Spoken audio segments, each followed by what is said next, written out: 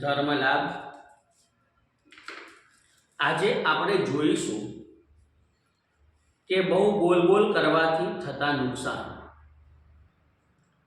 ઘણી વખત બહુ બોલ બોલ કરવાથી જે નુકસાન થતા હોય છે તેનું આપણે આજે અહીંયા આગળ જોઈશું. બહુ બોલવામાં જે કંઈ બોલાય છે તે મોટે ભાગે વિવેકની ગરનીથી ગરાયા વગર બોલાય છે. બહુ બોલવામાં નિંદા કુથલીની ગંદકી ઘણી પોકાય છે. બહુ બોલવામાં બફાઈ જવાની સંભાવના વધે છે. તેથી વિરોધીઓ અને શત્રુઓ વધે છે. બહુ બોલવાની વૃત્તિ અનર્થ દંડ તરફ લઈ જાય છે.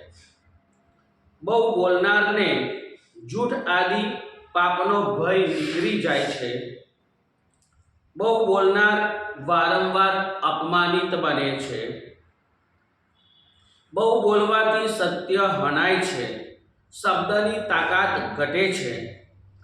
બહુ બોલનારને પસ્તાવાનો પ્રસંગ વારંવાર ઉપસ્થિત થાય છે. બહુ બોલે એ તનખલાને તોલે આવી કહેવત ગુજરાતીમાં પ્રસિદ્ધ છે. બહુ બોલે એ તનખલાને તોલે. અને બહુ બોલવાથી ઘણીવાર અજ્ઞાન અને મૂર્ખતા પ્રગટ થઈ જાય છે. તો આપણે આજથી એક સંકલ્પ કરીએ, ઓછું બોલીએ, સારું અને સાચું, મધુર અને પ્રિય બોલીએ અને આપણા જીવનને અજવાળીએ. એ જ મંગલ શુભકામના. ધર્મ લાભ.